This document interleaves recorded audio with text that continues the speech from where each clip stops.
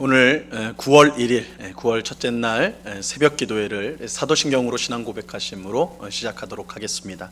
전능하사 천지를 만드신 하나님 아버지를 내가 믿사오며 그 외아들 우리 주 예수 그리스도를 믿사오니 이는 성령으로 잉태하사 동정녀 마리아에게 나시고 본디오 빌라도에게 고난을 받으사 십자가에 못 박혀 죽으시고 장사한 지 사흘 만에 죽은 자 가운데서 다시 살아나시며 하늘에 오르사 전능하신 하나님 우편에 앉아 계시다가 저희로서 산 자와 죽은 자를 심판하러 오시리라. 성령을 믿사오며 거룩한 공예와 성도가 서로 교통하는 것과 죄를 사하여 주시는 것과 몸이 다시 사는 것과 영원히 사는 것을 믿사옵나이다. 아멘. 우리 찬송가 108장 그 어린 주 예수 우리 같이 찬양하겠습니다. 찬송가 108장 이전 통일 찬송가는 113장 찬송입니다. 그 어린 주 예수 늘 자리 없어 그 귀하신 몸이 구유에 있네. 저 하늘 별들이 반짝이는데 그 어린 주 예수 골 위에 자네. 저 육축 소리에 아기 잠깨나 그 순하신 예수 오시지 않네. 그 귀한 예수를 나 사랑하니 새날이 밝도록 함께 하소서. 주 예수 내 곁에 가까이 계셔 그 한없는 사랑 늘 베푸시고 온 세상 악기들 다 품어주사 주 품 안에 안녕 살게 하소서. 아멘. 같이 기도하겠습니다. 참 좋으신 아버지 하나님, 오늘도 저희들에게 새날을 주신 주님을 찬양하고 감사를 드립니다. 언제나 우리와 함께 하겠다고 약속하시고 그 약속을 이루사 오늘도 우리와 늘 동행하시는 주님 감사와 찬송을 올려드립니다. 주님, 저희들은 부족하고 연약하여서 늘 원망하고 불평할 때가 많고 불안하고 염려할 때가 많지만 우리의 힘과 능력과 생명이 되신 주님께서 우리를 붙들어 주시기 때문에 우리의 모든 눈앞에 있는 놓여있는 모든 어려운 현실들을 우리가 잘 감당하게 될 줄로 믿습니다. 우리에게 굳센 믿음을 더하여 주셔서 오늘도 한숨이 아닌 믿음의 고백으로 찬송으로 감사의 고백으로 살아가는 저희 모두가 될 수 있도록 은혜 내리워 주시옵소서. 항상 기뻐하라, 쉬지 말고 기도하라, 범사에 감사하라. 이는 그리스도 예수 안에서 너희를 향하신 하나님의 뜻이니라 말씀하신 주님, 이 말씀을 따라서 항상 기뻐하고 무슨 일이든 기도하며 범사의 모든 일에 감사로 우리 하나님께 영광 돌리는 오늘의 삶이 될 수 있도록 은혜 베풀어 주시옵소서. 이 시간 주의 말씀을 듣고자 합니다. 성령 하나님께서 밝히 조명하여 주셔서 주의 말씀의 뜻을 잘 깨닫게 하시고 이 말씀이 오늘 우리의 양식이 되어서 오늘도 하나님의 뜻대로 사는데 필요한 모든 것을 공급하는 귀한 말씀의 은혜를 경험하게 하여 주시옵소서. 감사와 찬양을 주께 드리오며 예수 그리스도 이름으로 기도드리옵나이다. 아멘. 우리 하나님 말씀을 다 같이 봅니다. 누가복음 2장 1절로 7절까지의 말씀을 우리가 다 같이 보겠습니다. 누가복음 2장 1절로 7절까지의 말씀입니다. 누가복음 2장 1절로 7절까지의 말씀, 제가 하나님의 말씀을 봉독합니다. 그때 가이사 아구스도가 영을 내려 천하로 다 호적하라 하였으니 이 호적은 구레뇨가 수리아 총독이 되었을 때에 처음 한 것이라. 모든 사람이 호적하러 각각 고향으로 돌아가매 요셉도 다윗의 집 족속이므로 갈릴리 나사렛 동네에서 유대를 향하여 베들레헴이라 하는 다윗의 동네로 그 약혼한 마리아와 함께 호적하러 올라가니 마리아가 이미 잉태하였더라. 거기 있을 그때에 해산할 날이 차서 첫 아들을 낳아 강보로 싸서 그 위에 뉘었으니 이는 여관에 있을 곳이 없음이로라. 아멘. 오늘 읽은 본문은 예수님께서 베들레헴에서 탄생한 이야기를 전해주고 있습니다. 그런데 우리가 앞서 살펴본 대로 예수님의 아버지와 어머니인 요셉과 마리아는 베들레헴이 아닌 갈릴리 나사렛에서 살고 있었습니다. 그런데 어떻게 예수님은 나사렛이 아닌 이 베들레헴에서 태어나게 된 것일까요? 오늘 본문은 그 이유를 우리에게 이제 알려주고 있습니다. 오늘 본문 1절로 3절까지를 보시기 바랍니다. 그때에 가이사 아구스도가 영을 내려 천하로 다 호적하라 하였으니 이 호적은 구레뇨가 수리아 총독이 되었을 때에 처음 한 것이라. 모든 사람이 호적하러 각각 고향으로 돌아가매. 이 가이사 아구스도가 영을 내렸다고 말하고 있어요. 여기서 이 가이사 아구스도는 우리 역사책이나 이런 TV 역사물 같은 걸 보면 카이사르 아우구스투스 이렇게 이제 불립니다. 카이사르 아우구스투라고 불리는데 그는 로마를 강력하게 통치했던 황제였어요. 이 아우구스투스의 강력한 통치 아래 로마는 평화의 시기를 보내게 되는데 이를 팍스 로마나 로마의 평화다라고 그렇게 불렀습니다. 이 로마의 평화가 중요한 이유는 예수님께서 이 시기에 오셨고 그래서 복음이 이 시기에 아주 신속하게 전파될 수 있는 역사적 배경이 되기 때문에 이 로마의 평화는 또한 우리 기독교 역사에서 또한 중요하다 말할 수가 있습니다. 아무튼 가이사 아구스도가 로마 제국 전체에 명을 내려 호적을 하도록 했습니다. 이 호적을 하도록 한 1차적인 목적은 세금을 효율적으로 거두기 위함이었습니다. 이 황제의 명령을 따라 로마 제국 안에 있는 모든 사람이 이제 호적을 하러 자신들의 고향으로 가야 했어요.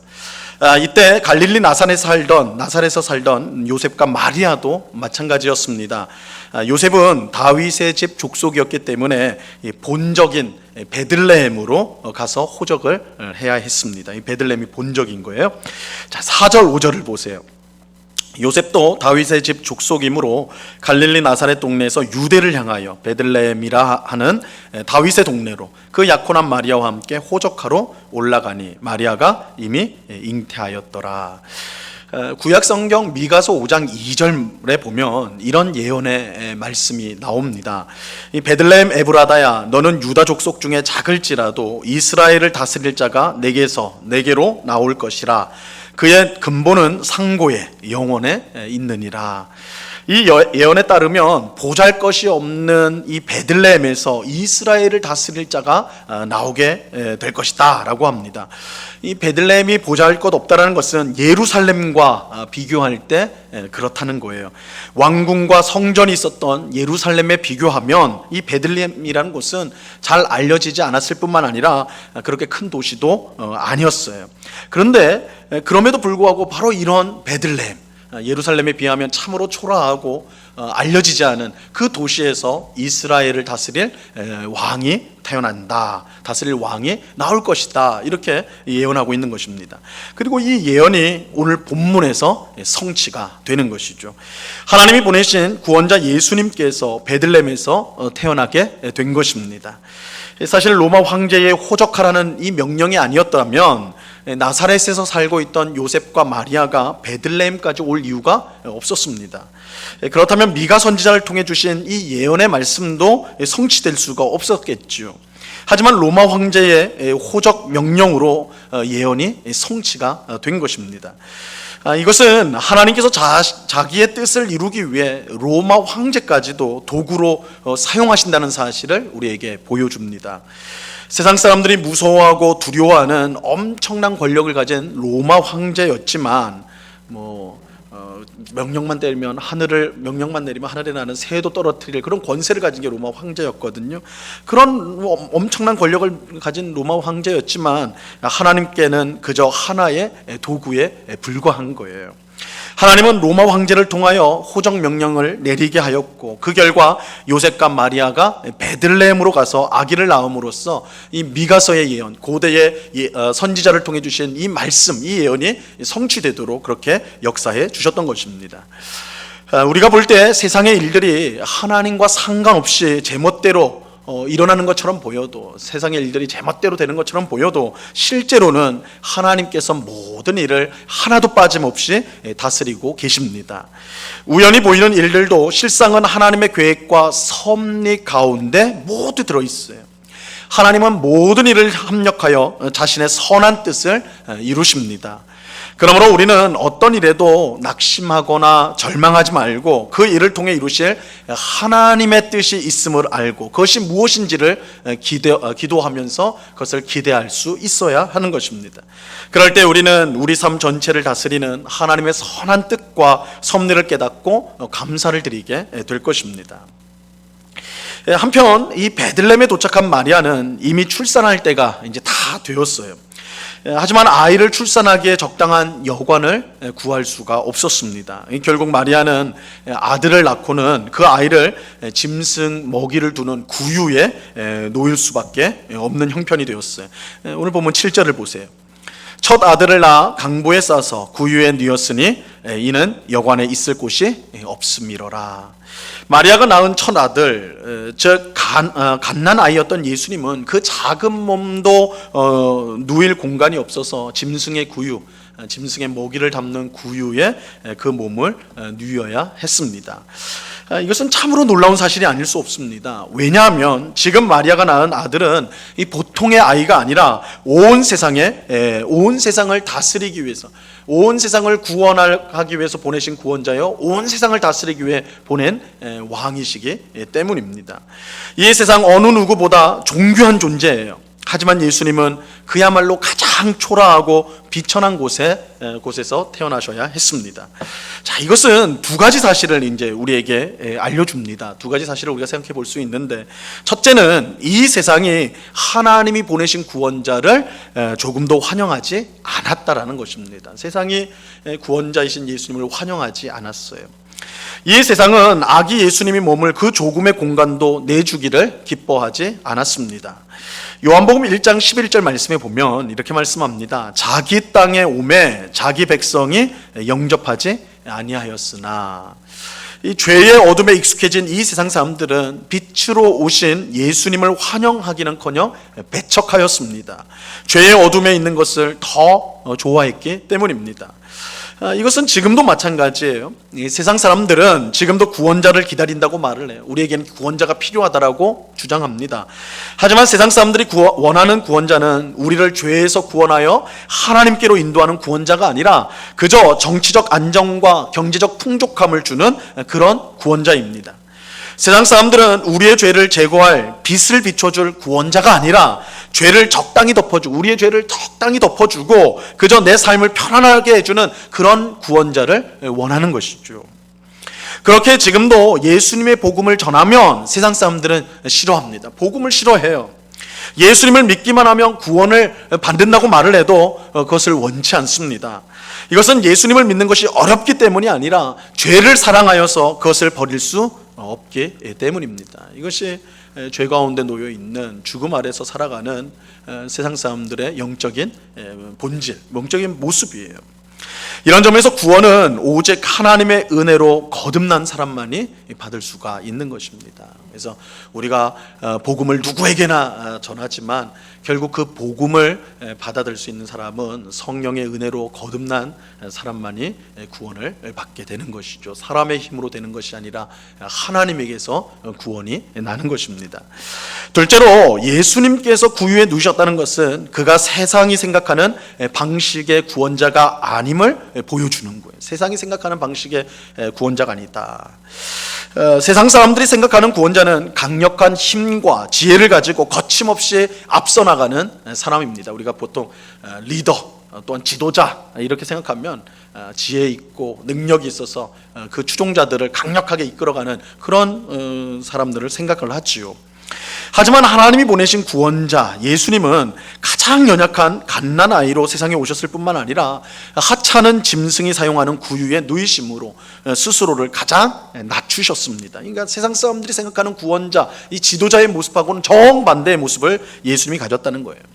이것은 그저 예수님이 연약하고 부족하다는 뜻이 아니라 그가 자신의 지혜나 힘을 과시하는 구원자가 아니라 하나님을 온전히 의지하는 구원자임을 보여주는 것입니다.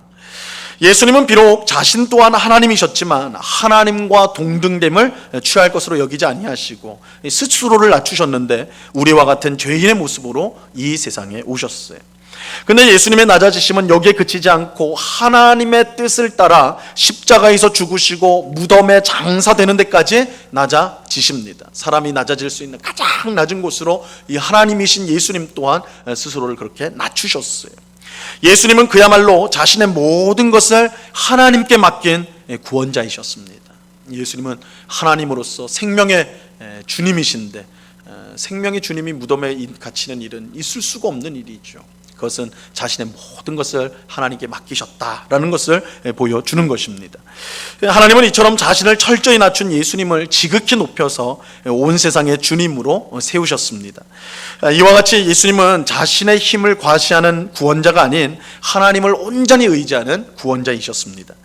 이것은 참된 구원이 오직 하나님을 의지함에 있다는 것을 보여주는 것입니다. 구원은 어떤 신비한 능력을 받거나 어떤 경험을 하거나 우리가 무엇을 갖췄을 때 구원을 얻게 되는 것이 아니라 우리가 죽고 하나님이 우리 안에 왕으로 계실 때, 하나님이 우리의 생명이 되실 때 구원이 이른다. 결국 구원이라는 것은 우리의 무엇으로 얻는 것이 아닌 하나님을 의지함으로 얻는 것임을 예수님은 자신의 모든 것을 하나님 앞에 맡긴 구원자로서 그 사실을 우리에게 알려주셨던 것입니다. 오늘 우리는 예수님의 베들레헴 탄생을 통해 하나님께서 모든 일을 섭리한다는 사실을 보았습니다.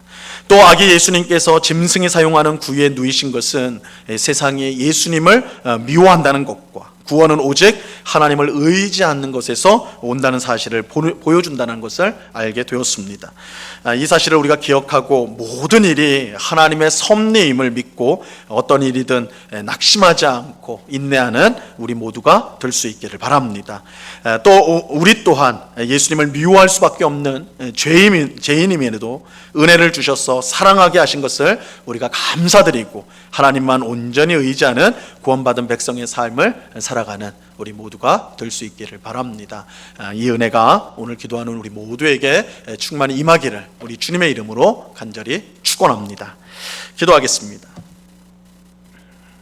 하나님 아버지 감사합니다. 갈릴리 나사렛에서 살고 있던 요셉과 마리아가 베들레헴으로 가서 예수님을 낳음으로 말미암아 미가 선지자의 예언을 성취한 것은 로마 황제가 마침 그때에 호적을 하라는 명령을 내렸기 때문입니다. 이 모든 것이 우연한 일이 아니요 하나님의 섭리 가운데 있습니다. 하나님은 당시에 가장 큰 권세를 가진 로마 황제조차도 자신의 뜻을 이루는 도구로 사용하여 주셔서 이렇게 말씀을 이루어 성취하여 주셨습니다. 우리가 살고 있는 이 세상에 일어나는 모든 일들이 그저 우연처럼 보일지라도 실상은 하나님께서 그 뜻을 따라 온전히 다스리고 계심을 우리가 믿습니다. 그러므로 무슨 일이든 그 일에 하나님의 뜻이 있음을 알고 우리가 실망하거나 또한 절망하거나 원망하는 것이 아니요 그 일에 담겨진 하나님의 뜻을 늘 생각하며 살아가는 저희가 되게 하여 주시옵소서.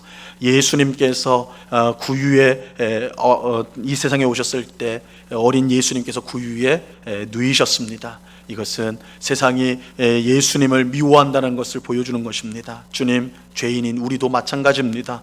우리가 스스로의 힘으로 예수님 사랑한 것 아니고 영접한 것 아닙니다. 하나님이 은혜 주셔서 우리를 거듭나게 하셔서 예수님을 사랑하게 되었고 또한 구원자로 영접하게 되었습니다.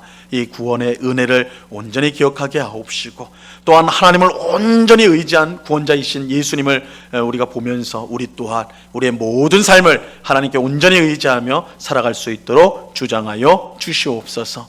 아버지 하나님, 우리에게 9월 새 달을 우리에게 주심을 감사합니다. 아버지 하나님, 세월 시간이 지나감에도 여전한 이 코로나19 사태로 인하여서 우리의 마음이 더욱 무겁습니다. 점점 더 엄중해지는 이 상황을 보면서 우리가 당장 이제 어떻게 해야 되나 하는 그런 두려움과 염려가 있는 것이 사실입니다. 그러나 주님, 우리의 모든 형편을 아시고 또한 우리의 모든 것들을 통하여 우리를 훈련하실 뿐만 아니라 결국은 복되게 하시는 하나님이심을 꼭 믿고 오늘 9월달을 시작하는 오늘 첫날 무엇보다도 하나님의 인도하심과 하나님의 도우심을 믿음으로 고백하며 감사함으로 살아가는 오늘 하루가 될 수 있도록 도와 주시옵소서. 하나님께서 우리를 지켜주실 것입니다. 붙들어 주실 것입니다. 결국은 복되게 하여 주실 것입니다. 이 믿음을 가지고 오늘도 주 앞에서 살아가고 뿐만 아니라 우리보다 연약한 우리 지체들을 위해서 기도할 수 있는, 또 우리 이웃들의 평안을 위해서 이 나라와 민족을 위해서 기도할 수 있는 저희들이 다 될 수 있도록 또한 은혜를 베풀어 주시옵소서. 이 시간 여러 가지 기도의 제목들로 기도하는 주의 백성들 한 사람 한 사람 붙들어 주시고 우리의 기도에 신실하게 응답하시는 하나님이심을 믿고 기도에 실망하지 않고 늘 힘쓰는 저희들이 다 될 수 있도록 은혜 내리워 주시옵소서. 감사와 찬양을 주께 드리오며 예수 그리스도 이름으로 기도드리옵나이다. 아멘. 하늘에 계신 우리 아버지여, 이름이 거룩히 여김을 받으시오며 나라에 임하옵시며 뜻이 하늘에서 이룬 것 같이 땅에서도 이루어지이다.